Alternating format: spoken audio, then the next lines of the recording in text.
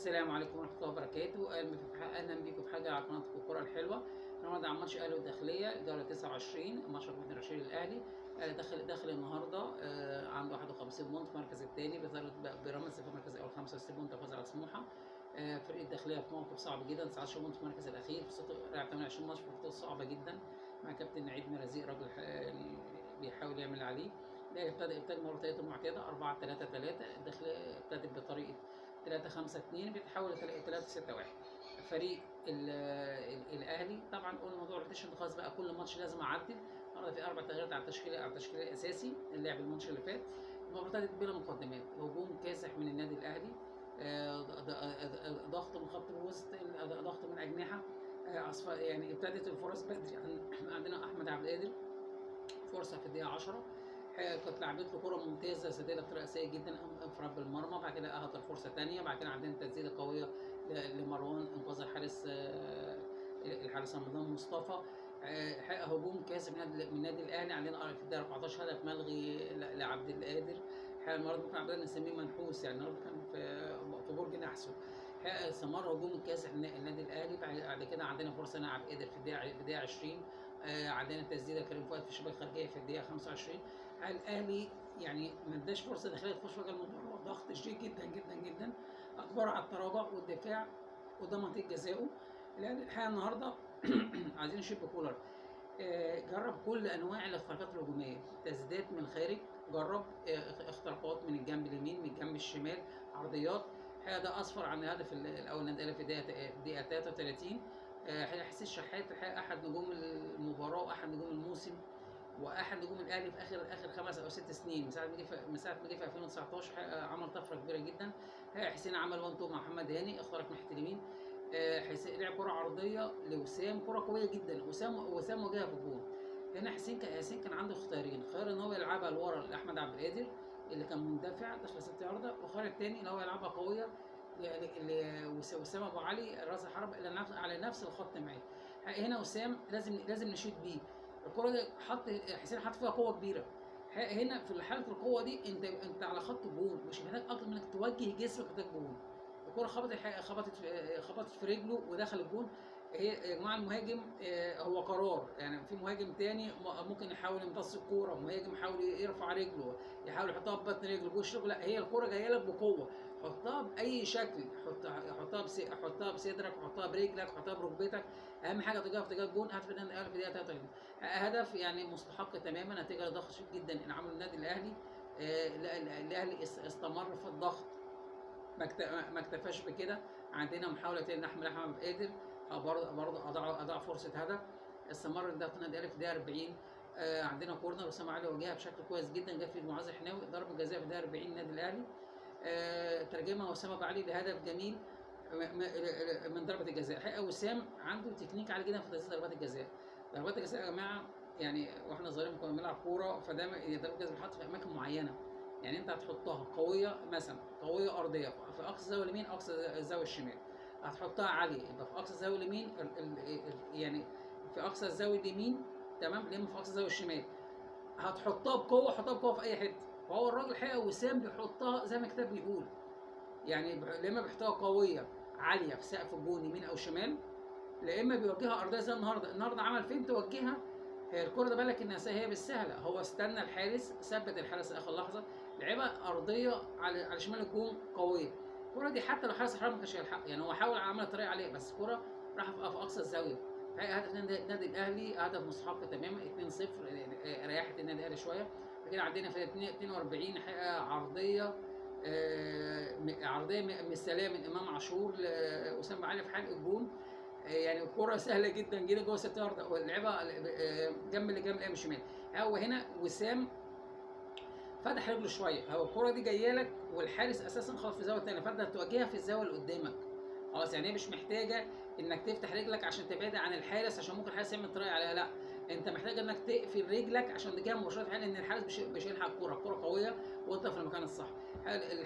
انت شوف بنتيجه تقدم النادي 2-0، نتيجه مستحقه تماما. الداخليه لا حول ولا قوه، حاول يجري الاهلي ما قدرش، التزم الدفاع، ما فيش ولا تنزل على المره، كره واحده عشوائيه. ابتدى الشوط الثاني من حيث انتهينا، فرصه رأسيه تاني لاحمد عبد القادر، بجوار القايم الشمال. عندنا بعد كده خطأ دفاعي ادى الانفراد امام عاشور. عايزين نتكلم عن الخطأ الدفاعي ده. الخطأ الدفاعي ده نتج بدايه عن ايه؟ ان وسام ابو علي ضغط على المدافع. حقيقة وسام هنتكلم عنه لان هو يعني لازم يديله حقه. ضغط فاجبره يلعب كوره بسرعه، فهنا خد حسين الشحات ببراعه، وقف الكوره وعدل جسمه واداها لامام عاشور في وضعيه انفراد كامل. امام حاول ياخدها وان تاتش، لكن الحارس رمضان قرا بشكل كويس وانقذ فرصه هدف في الدقيقه 50. سمار قال طوفان اهلاوي في الدقيقه 61 دقيقه 60 هدف الثاني ده لامام عاشور، تسديده قويه جت في الايمن داخل الجول. عايزين نتكلم على الهجمه دي. الهجمه دي هي نموذج للتدرج بالكوره. الكوره ابتدت من الدفاع اللي بص لخط الوسط، خط الوسط اتلعبت لحسين الشحات. هنا عايزين نتكلم عن حسين الشحات. حسين الشحات اخترق، لما عليه 3 لعيبه ناحيه اليمين. ذكاء حسين في نفس الوقت وسام ابو علي قطع، فخد مدافع معاه، ففضل المنطقه تماما. خط دفاع كبيره من المنطقه المنطقه الامام منطقه الجزاء. امام عاشور فيها فدان قدامه، يعني ممكن يسند ويشوط ويرفع عينه ويختار الزاويه. امام سند يعني وشاط كوره قويه بوش رجله، الكوره جت في القلب داخل الجول. هدف الثاني قتل المباراه. كان خلاص يعني ده بيقول لك ان الاهلي خلاص حسم المباراه 3 بونت معاه. بعد كده عندنا انفراد لكريم فؤاد، الراجل المجتهد اللي بيبذل جهد كبير جدا في ناحيه الباك الشمال، سددها في ايد الحارس. الاهلي ابتدى يتدخل، ابتدى يعمل تغييرات في الدقيقه 70. من الدقيقه 70 الاهلي عمل 5 تغييرات. الدقيقه 70 غير لعيب في كل خط، خرج كريم ونزل عمر كمال، خرج الشحات ونزل رضا سليم، خرج وسليه ونزل ديانج، يعني بحيث ان هو ينشر الفريق ويدي فرصه للعيبه كلها تبقى زي ما بيقولوا رجلها في الملعب. بعد كده بعد كده عمل تغييرين تاني. عمل تغييرين، نزل كريستو ونزل ديانج وخرج مروان وخرج حسين الشحات. يعني الراجل حاول يدي فرصه لكل اللعيبه. كريستو يعني دخل في الاجواء بسرعه، ضيع هدف مؤكد دقيقه 82. الحق عرضيه اتلعبت له وعلى شماله ومكان كويس، لعيبه بتسارع على العارضه. هنا عندنا فرصه ثانيه حسين الشحات، للاسف لاحمد بدري ما كانش موفق تماما، قدر فرصتين ورا بعض. عندنا في الدقيقه 91 الهدف الاول نادي الاخلاق، هدف ساذج جدا جدا جدا. يعني برضه عايزين نتكلم ان انت الاهلي النهارده عنده سلبيتين هنتكلم عليهم، سواء في اهدار الفرص او سواء في الاخطاء الدفاعيه. الحقيقه الراجل في خط وسط مش عارف يعمل ايه بالكوره، هو محاصر ضرب فاللعيبه عايز يخلص منها. هنا حقيقه يعني برضه رامي مدافع كبير وراجل يعني كابتن الاهلي، بيقدم توشه بشكل ملتزم، بس ممكن غلطه يعني ايه تبوظ هو عمل. هو اندفع، يعني اندفع، هو اللعيب مش عارف يعمل بالكوره. اللعيب يعني لما اندفاعات رامي دي خدت لعيب قطع في ظهره فلعبها له، لعيب انفرد بالجون. هنا برضو راجل انفرد بالجون هو مش قادر يجري، فالراجل وصل دخل منطقه الجزاء. هنا برضو رامي بيحاول يعمل تاكلينج عليه. هنا محمد الشناوي برضو خرج بدري. انت الراجل اساسا بيحاول يوصل للكوره فشاطها على اخره سن الجزمه. حاول برضو قاعد بشكل غير جدا محمد الشناوي. هدف سهل، هدف ساذج، يعني انت يعني هدف زي ما بيقولوا ملوش لازمه، هدف يزعل. هدف خلى النتيجه 3-1. الاهلي بعد كده ضغط بسرعه، هجمه سريعه ابتداها عمر كمال. واحد راجل ملتزم، راجل بيقعد بديل، بيلعب بيقدم عليه، هو بيلعب مش مكانه، يعني بيلعب الناحيه الشمال. قطع الكوره من ناحيه الشمال ولعبها عاليه بوش رجله رضا سليم. دي برضه عايز لعيب حريف يا جماعه. يعني الكوره دي لو اي باك عادي بيزق الكوره وخلاص، لكن الراجل لعبها بوش رجله الخارجي لرضا سليم وقطع في المساحه الفاضيه. هنا رضا سليم يعملها تاني، امام عاشور لعيب تسلل فساب الكوره.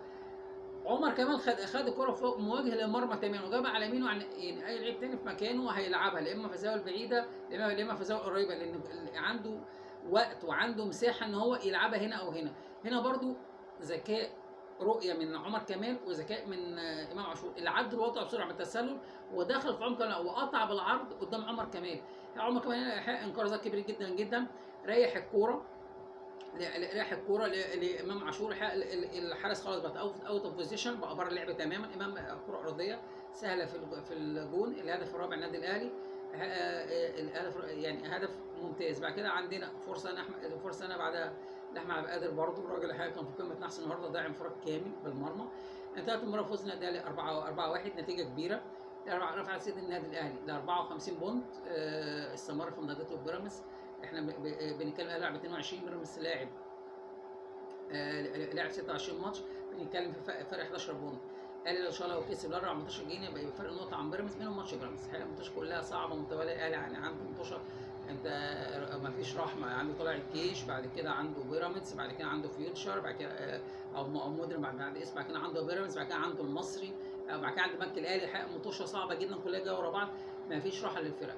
عايزين نتكلم على كام نقطه بس كده فنيه. كولر يا جماعه لازم نشد بيه في حاجه.